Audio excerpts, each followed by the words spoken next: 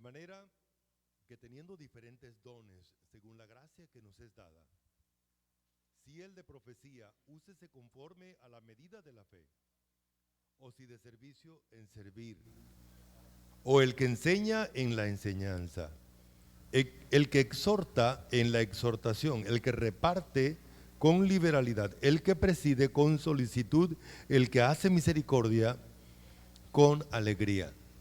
Las páginas de la Biblia nos narran una historia muy especial.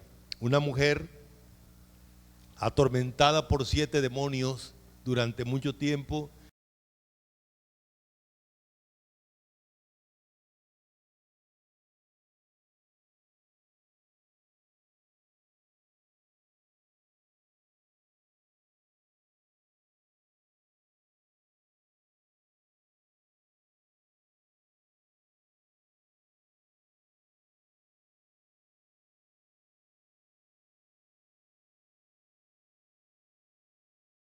Para hablar de un perfume que tenía muchísimo valor, tanto así que Judas, el famoso tesorero del diablo, porque dice la Biblia que era del maligno, dijo: qué desperdicio, ese perfume hubiera podido venderse y darle a los pobres. La Biblia dice que realmente Judas no estaba interesado en los pobres, sino que él sustraía parte de ese dinero. Pero la crítica de este hombre era por qué algo de tanto valor ahora estaba desperdiciándose, derramado a los pies de Jesús, y por una mujer dedicada a la vida alegre. Pero esta historia continúa en la Biblia. Una de las personas, bueno, primero la respuesta del Señor: al que más se le perdona, más ama. Y segundo, una de las mujeres que sirvió al Señor durante su ministerio y aún después de su muerte. Ahí estaba, una de las que estaba cuando Jesús estaba siendo torturado por nuestros pecados, y después de su muerte, después de su resurrección, esa fue una sierva fiel. Estamos hablando de los ministerios, estamos hablando de lo que es servir al Señor. Hoy el compromiso es recordar algunos de los ministerios que cumplimos en la iglesia, que cumplimos en la iglesia del Señor. Como introducción, vamos a recordar que la iglesia, porque no existen las iglesias en el sentido de distintas organizaciones, en el sentido de que la iglesia es el cuerpo que dirige Jesucristo. La iglesia es el grupo de personas que Él ha rescatado del mundo, del pecado, del diablo, y los trae a Él para que estos ahora tengan con Él una relación de amor. Y esa manifestación de amor se hace a través de servir a Dios. ¿Estamos? Entonces la iglesia es una familia, y una familia dedicada a servir a Dios y a servirnos los unos a los otros. Esa es la iglesia. Recordamos que en la iglesia hay un Señor, solo un Señor, como estudiábamos anoche, ¿verdad? Ayer. Y los demás todos somos siervos. No existen señores entre nosotros. El único Señor entre nosotros es Jesucristo. Es Jesucristo, el que dio su vida por nosotros, el que vino a comprarnos con precio, con su sangre, y por lo tanto nosotros nos dedicamos a servirle. Esa es la idea general entonces. Pero Él nos ha organizado como una iglesia, como un cuerpo, como una familia, y nos ha asignado tareas, nos ha dado tareas. Usted tiene tareas. Desde que creyó, usted tiene responsabilidades específicas. Antes de meternos un poquito a hablar de lo que es las tareas, a recordarlas, vamos a recordar el concepto de servir. Servir entonces es que como somos siervos, ¿qué hace un siervo? ¿Qué hace un siervo? Sirve. Sirve. Ahora, ¿qué hace su señor? Su señor le asigna tareas, responsabilidades. Todos nosotros tenemos tareas, tenemos responsabilidades.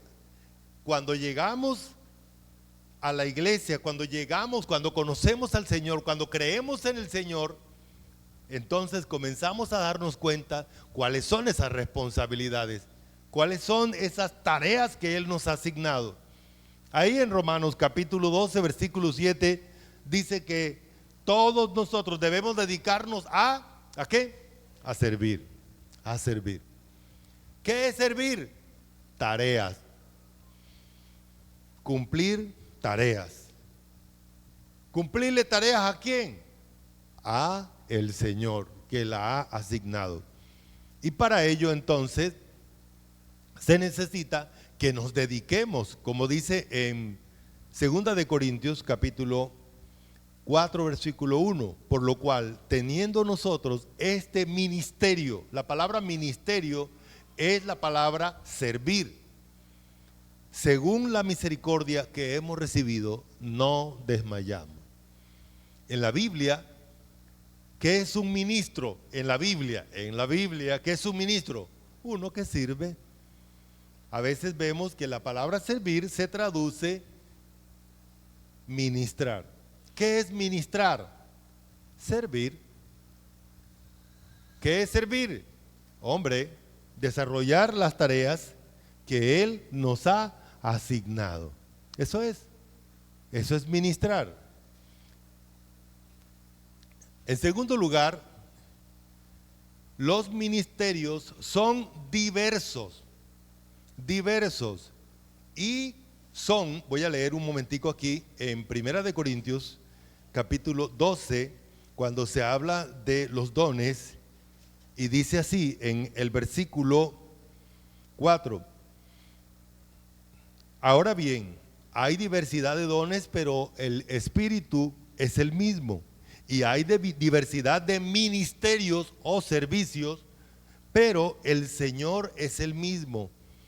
Y hay diversidad de operaciones, pero Dios, que hace todas las cosas, en todos es el mismo. Dicho de otra manera, para usted desarrollar las tareas que Dios le ha asignado, usted cuenta con 3 personas que lo van a capacitar. El Padre le va a dar la energía, el poder para realizar las tareas que Él mismo le ha asignado. El Señor Jesucristo, como cabeza de la iglesia, Él le va a coordinar, le va a orientar, le va a llevar a ejercer su servicio, su ministerio o sus ministerios, porque a veces cumplimos más de un servicio en la iglesia. Si estamos, a veces cumplimos más de un servicio en la iglesia. Y el Espíritu Santo también le va a dar la capacitación y el poder para realizar los ministerios. ¿Sí estamos? Eso es lo que Dios dice en su palabra. Así que para desarrollar los ministerios necesitamos estar dispuestos para ello. Los ministerios, los servicios dentro de la iglesia son diversos. No todos hacemos lo mismo. Unos hacen una cosa y otros hacen otras cosas. A veces uno ve creyentes que se quejan de otros. No, pero es que el otro solamente se encarga de hacer el aseo. Ajá, y esto otro que está aquí y esto otro. Pues precisamente, eso fue lo que el Señor le asignó y lo que está haciendo es correcto, es bueno. ¿Sí estamos? No debemos quejarnos porque otros están haciendo otra cosa. ¿No será que es lo mío y yo estoy quejándome y no lo estoy haciendo? Bueno, hay que ponernos las pilas. Los ministerios o servicios son realizados por el mismo Señor en cada creyente.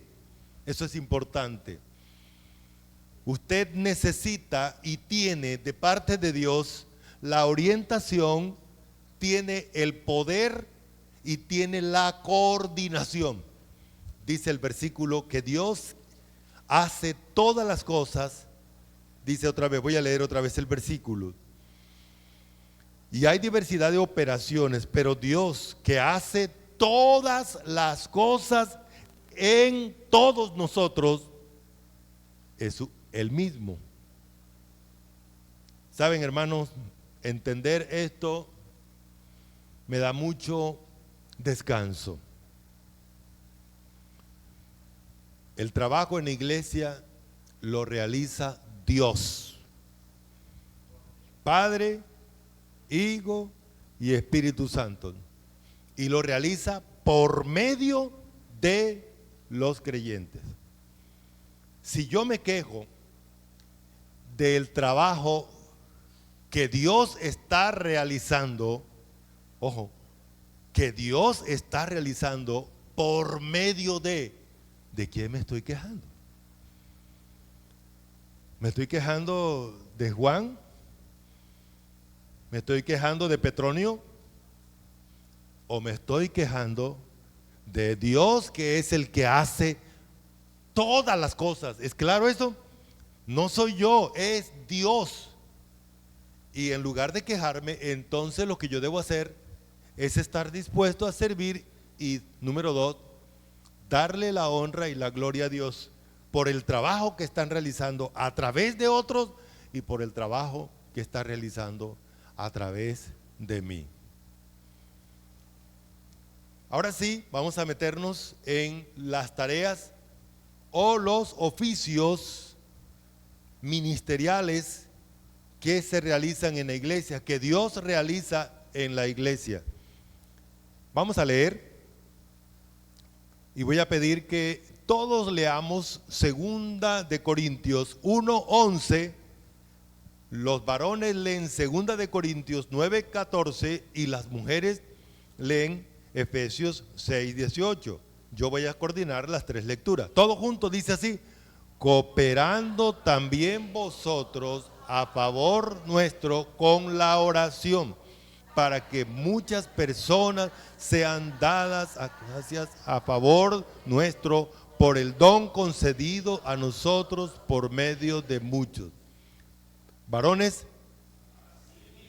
también son de ellos por vosotros, a quienes aman a causa de la superabundante gracia de Dios en vosotros. Mujeres, orando en todo tiempo, con toda oración y súplica en el Espíritu, y velando en ello con toda perseverancia y súplica por todos los santos.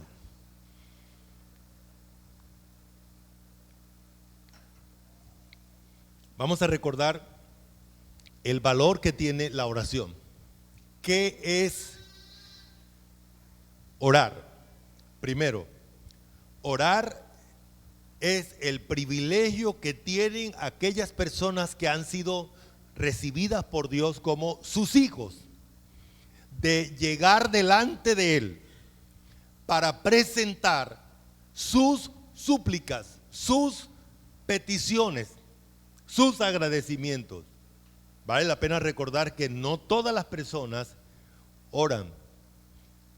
Cuando leemos la palabra oración y no entendemos que solo los hijos de Dios pueden orar, entonces la oración se convierte como en algo que todo el mundo puede hacer. Vamos a recordar el concepto. Delante del rey, solo aquellas personas autorizadas por Dios pueden entrar a su presencia para presentar. Y aquellos que son autorizados son sus hijos. En la antigüedad, en la época de los reyes, ¿recuerdan ustedes que hubo una mujer que arriesgó su vida entrando sin permiso del rey para ir a presentar la petición a favor de los judíos? ¿Sí recuerdan cómo se llamaba esa mujer? Esther. Y ahí estaban los eunucos del rey con sus espadas listas para quitarle la cabeza. Y era la mujer del rey. Sí, pero no tenía autorización.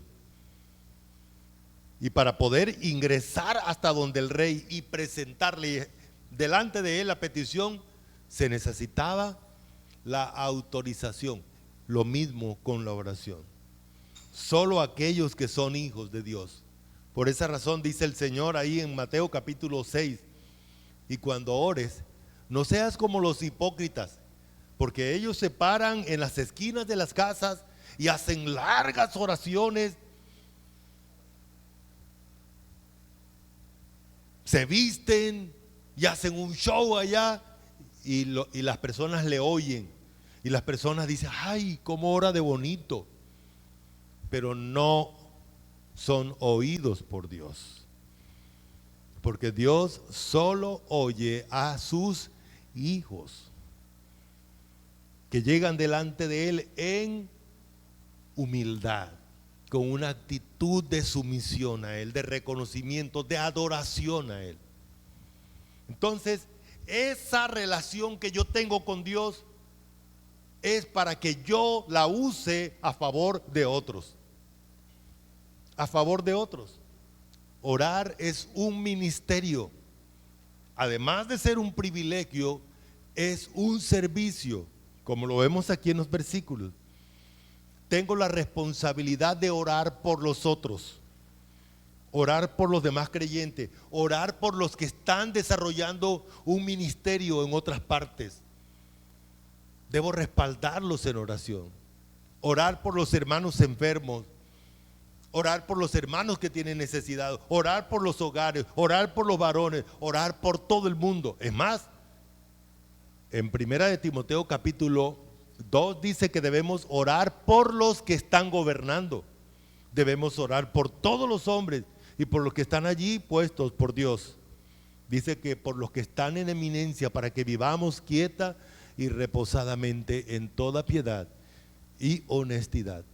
Así que orar es un ministerio. Si estamos, me llama mucho la atención. En mi vida he tenido hermanos que me han marcado. Uno de ellos, el hermano José Santos Millán, ya murió, un viejito. Fue director del instituto cuando estudiamos, mi esposa y yo. Y este hombre, de vez en cuando nos encontrábamos, siempre me decía: oro todos los días por ti. Y varios hermanos me han dicho lo mismo: oro por usted. Yo sé que ese es un respaldo grande, grande en la vida de uno. Y quiero recordarles, hermanos, que esto no es una opción. Dios nos ordena que debemos orar los unos por los otros, orando en todo tiempo, dice, orando sin cesar. Es que mi vida de comunión con el Señor debe ser siempre.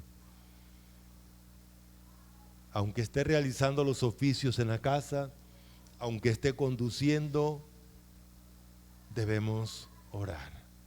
Y qué bonito es cuando nos despertamos un rato en la noche y aprovechamos para seguir orando a nuestro Dios. Así que orar es uno de los ministerios. La Biblia nos habla de una señora, de una judía que quedó viuda y se fue para el templo. Esa mujer todos los días se iba para el templo a orar. Qué interesante esto, ¿no? Dios siempre tiene personas para realizar este ministerio. Otro ministerio es adorar a Dios. Adorar a Dios. Usted dirá, bueno, ¿y qué? ¿Para qué se reúnen tanto esa gente?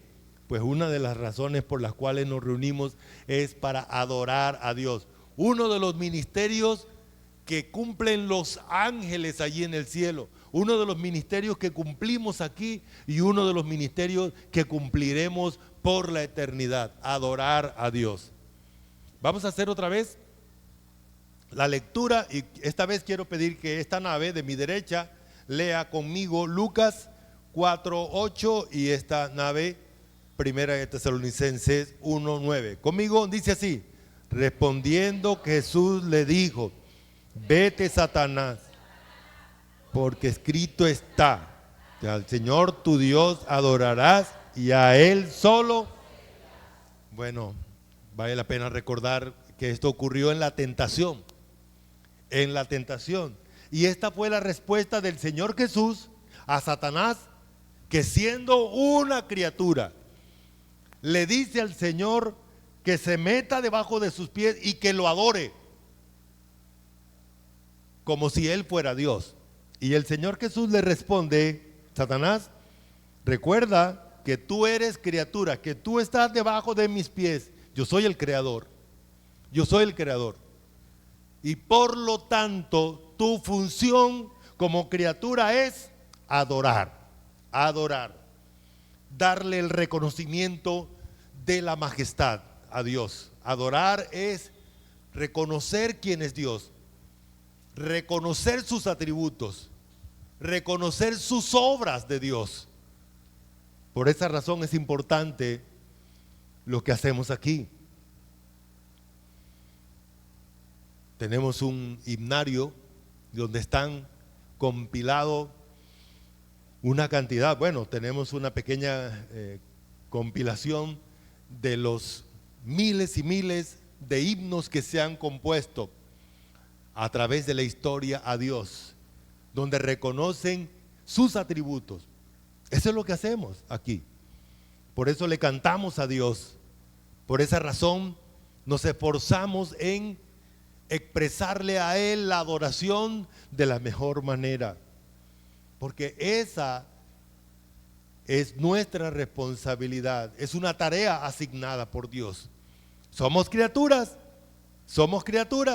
y como criatura adoramos a nuestro Señor, a nuestro Rey. A propósito de eso, permítanme recordarles que aquí solamente estamos ensayando. Aquí dedicamos un pedacito de tiempo de nuestra semana, ¿verdad? 7 días en la semana y dedicamos un pedacito de tiempo para adorar a Dios.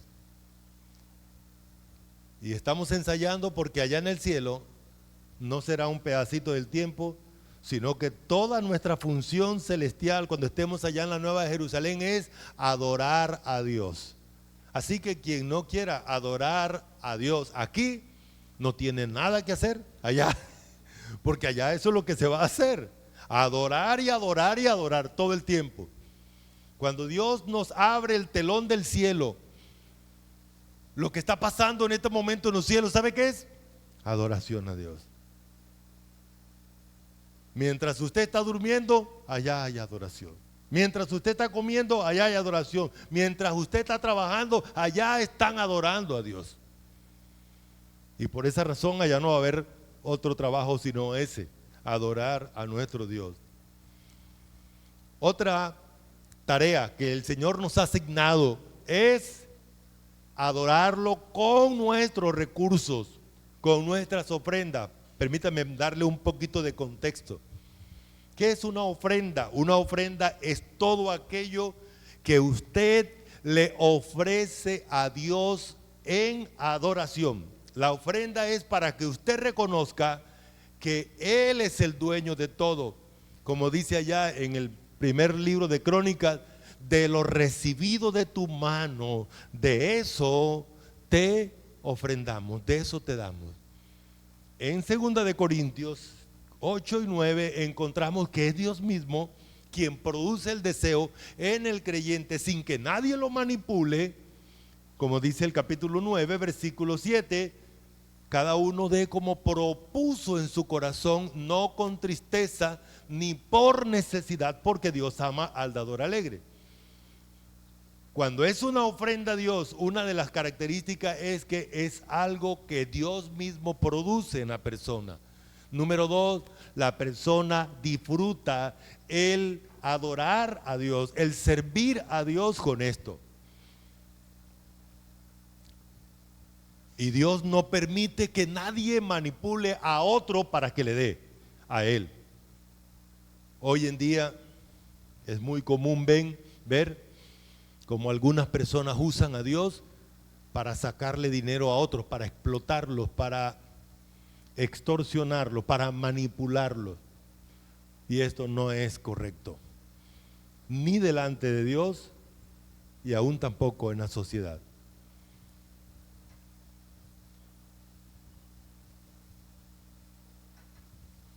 Dice 2 de Corintios capítulo 9 versículo 12, porque la administración de este servicio no solamente suple lo que falta a los santos, sino que también abunda en muchas acciones de gracias a Dios, pidiéndonos con mucho ruego que le concediésemos el privilegio de participar en este servicio a los santos.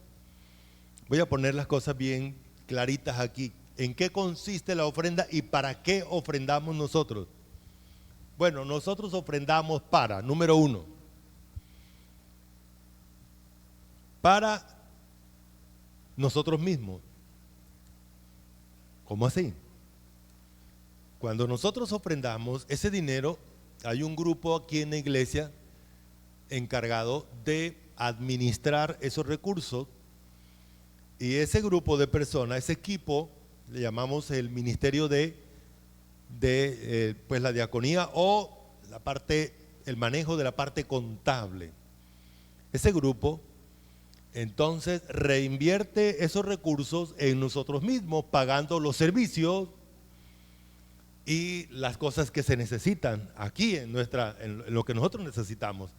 Este es el primero, nosotros mismos somos los beneficiarios. Número 2, hay un grupo de personas aquí en la iglesia que se benefician directamente porque de ese dinero que nosotros ofrendamos, ellos reciben ayuda económica para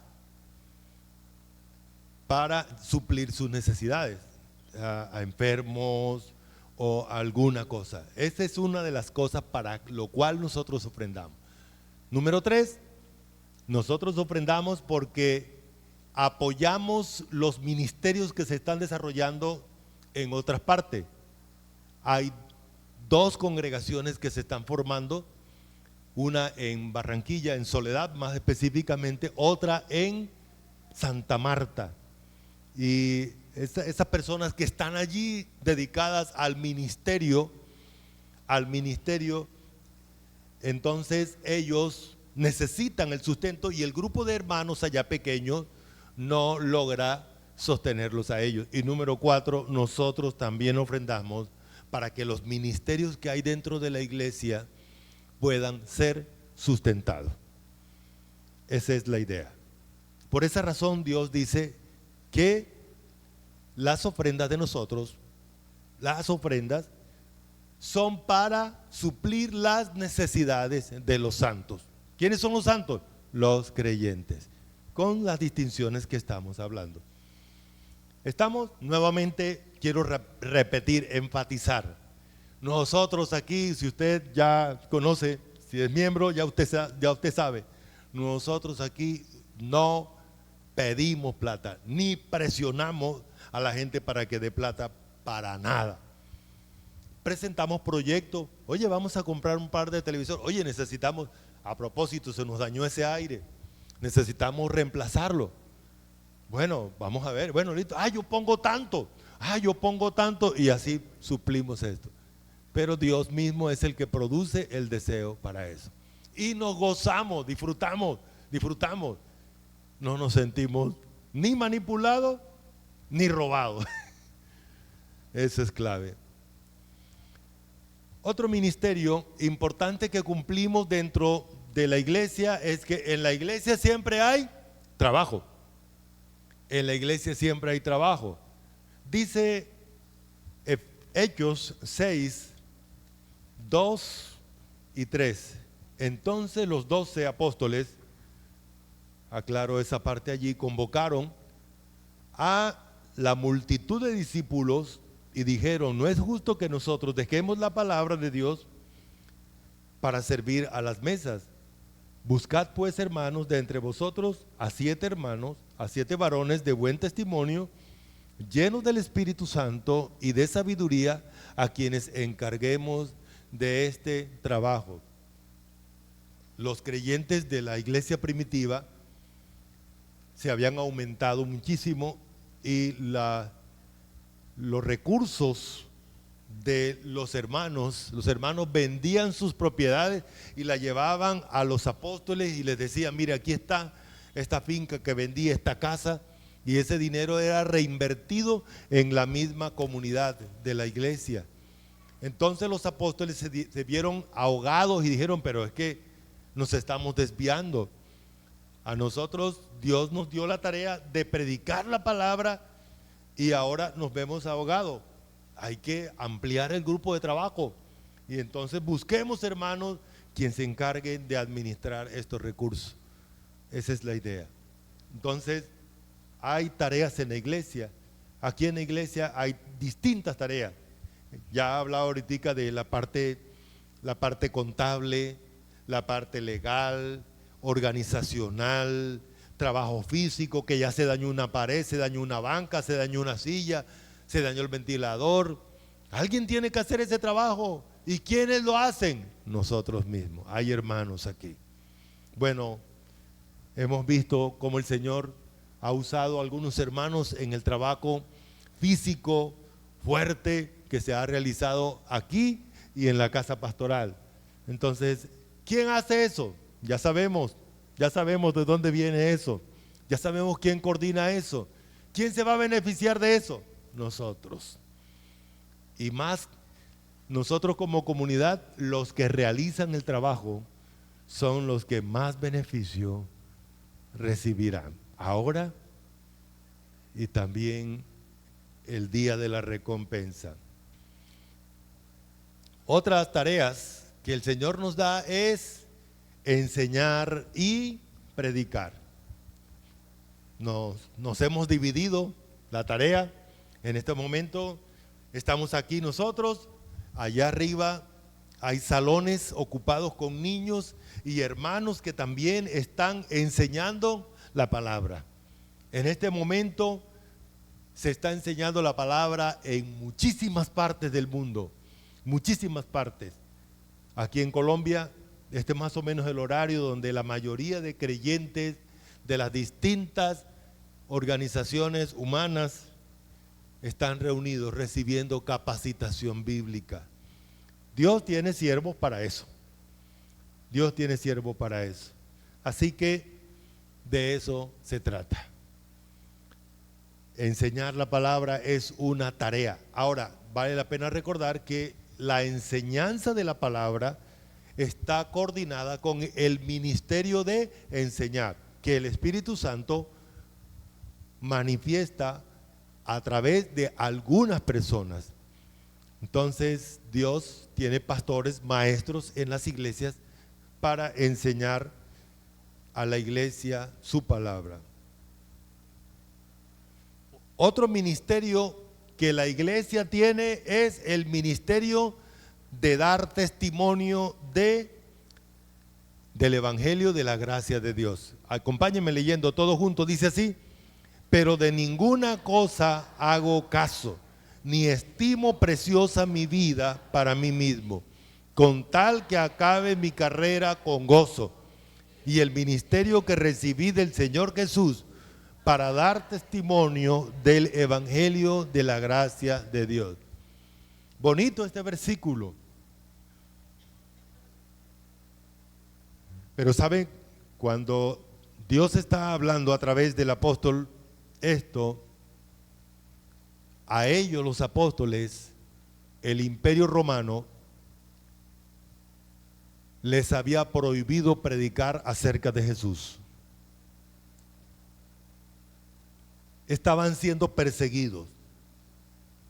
Muchos hermanos tuvieron que abandonar sus casas y salir corriendo, porque tanto los judíos como el imperio romano los estaba matando, persiguiendo, desplazando. Así que hoy nosotros tenemos el privilegio de dar a conocer el testimonio de Jesús sin el altísimo costo que los hermanos primitivos tuvieron que pagar. Aprovechemos, hermanos. No debemos tener vergüenza del inmenso tesoro que tenemos. Nuestra familia necesita conocer de Jesús. Nuestros compañeros de trabajo necesitan conocer de Jesús, del Jesús verdadero de la Biblia. Y es importante que Dios te tiene a ti para cumplir este ministerio. La tarea que tenemos entonces es reconciliar. Dios nos ha dado el ministerio de la reconciliación. Dice en 2 de Corintios 5:18, y todo esto proviene de Dios, quien nos reconcilió consigo mismo por Cristo y nos dio el ministerio, el servicio de la reconciliación. Hermanos, la tarea de nosotros es reconciliar nuestra familia con Cristo, nuestros vecinos con Cristo. Esa es nuestra tarea magna como iglesia, como creyentes. Que ellos, así como nosotros hemos sido reconciliados con Dios por medio de Jesucristo, ellos también lo hagan. Y lo primero que tienen que ver es en nosotros, que hemos sido reconciliados y que vivimos como tal, como personas que hemos sido reconciliadas con Cristo. No nos gustaría que nuestra familia, las personas que amamos, no se reconcilien con Dios, porque no van a estar con Él por la eternidad. Van a estar alejados de su presencia. Y eso sí es terrible. Eso sí es terrible. Ese es el ministerio, hermanos. Y como decía hace un ratico, hay hermanos que hoy en día están arriesgando sus vidas en muchos lugares predicando la palabra. Qué bueno. Cuando llegaron los misioneros aquí a Colombia, muchos de ellos fueron perseguidos. Muchos de ellos fueron asesinados. Recuerdo la historia de la llegada del Evangelio a Cúcuta, norte de Santander. Una de las primeras familias que conoció al Señor, la familia Madrid, le mataron a una bebecita. En aquella época las casas tenían unas ventanas altísimas y le echaron algo a la niña para que la niña muriera, y la niña murió. Recuerdo a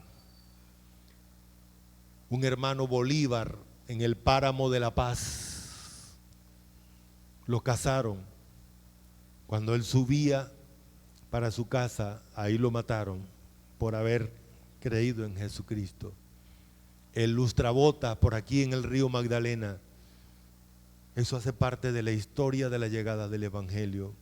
Aquí mismo, en nuestra organización, aquí en Mingueo, mataron a un hermano.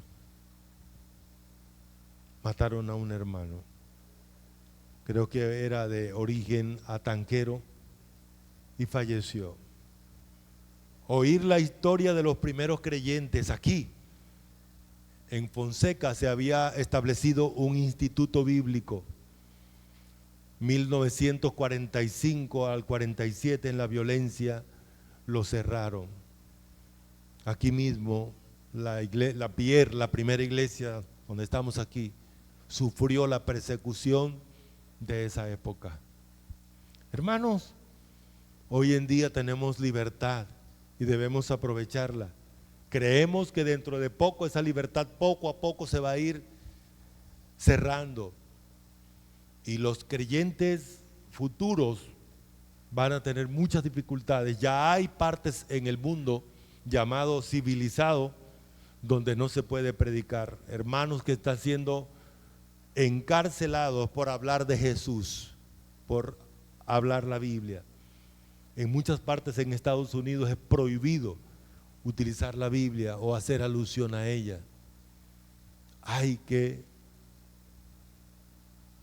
reconocer que es nuestra tarea, nuestro servicio, reconciliar a otros. Y H, hay muchas tareas, muchas cosas que Dios nos ha puesto. Vamos a terminar aquí leyendo todos juntos estos versículos. ¿Me acompañan? Dice así, Romanos 12:7, o si de servicio en servir, el que enseña en la enseñanza. Hermanos, ya sabéis que la familia de Estéfanas es de la primicia de Acaya y que ellos se han dedicado al servicio de los santos. Qué palabras tan bonitas. Hermanos, te recuerdo que todo servicio que le hagas a otro creyente, como dice 1 Corintios 15, no es en vano. Riohacha debe conocernos como una iglesia, como una comunidad, como una familia que sirve, que estamos pendientes del otro hermano para ayudarle. Y qué bonito es ver, así como la familia de este hermano Estéfanas, ver familias de la iglesia que se dedican a servir. Hermanos, qué bonito ver familias enteras que vienen a hacer el aseo aquí en la iglesia. Una de las cosas que me asombra mucho es ver eso, como la sencillez, la humildad, pero también el enorme beneficio de servir al Señor. Amado, hay servicios, hay tareas para realizar. El privilegio que Dios nos ha dado de demostrar que Él es nuestro Señor, que lo que estamos haciendo lo estamos haciendo para Él y solo para Él, para demostrar que Él es mi amado Señor, aquel que entregó su vida por mí, y en respuesta yo le sirvo por amor. Hay un himno. Yo quiero pedirles que se pongan en pies. Hay un himno ahí en el himnario y yo voy a pedir el favor a los directores, la directora, que me permita violentar el programa porque no lo incluí hasta ahora en este momentico. Pero no sé si es posible ponerlo ahí. Yo te sirvo porque te amo. Me ayudan allí un momentico con el número y lo cantamos juntos. Después de este himno, voy a pedir a mi hermano Omni que por favor nos ayuda. Bueno, el hermano Omni viene y lo dirige. Y ora, entonces después de eso ora porque el Señor nos ayude a seguir sirviéndole. ¿Ya lo encontramos? Número 498.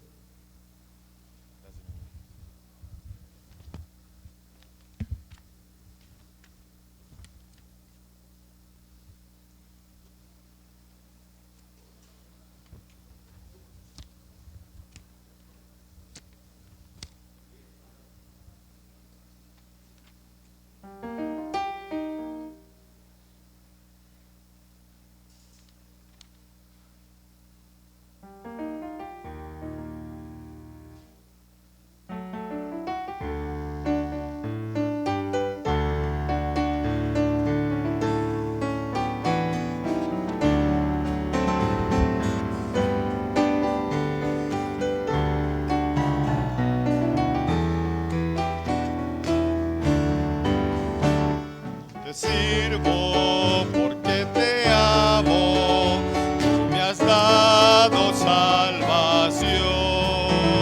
No era nada y me buscaste y me diste tu perdón. Vidas hechas pedazos, corazones tristes, quebrantados, en ti encuentran vida por tu muerte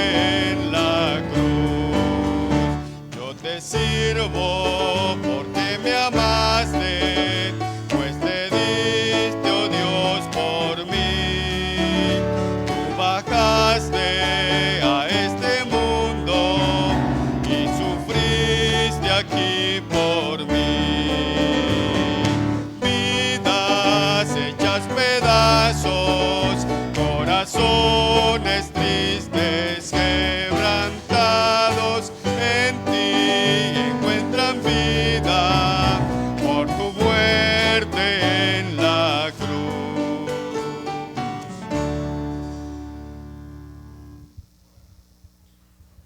Vamos a orar. Padre, gracias te damos, Dios, gracias porque nos has permitido, Señor, escuchar tu palabra, Dios, y gracias porque entendemos esa labor que nos corresponde de servir, Señor, este ministerio amplio de tantas cosas que tenemos que hacer, Señor, dentro de nuestra congregación local, Señor, dentro de tu iglesia general, Padre. Gracias por permitirnos a cada uno de nosotros, tus hijos, hacer algo, así sea poco, Señor, dentro de los ministerios que tú has establecido en la iglesia, Dios. Gracias por permitirnos ser miembros de tu cuerpo, Dios. Gracias por darnos la posibilidad, Señor, de hacer algo.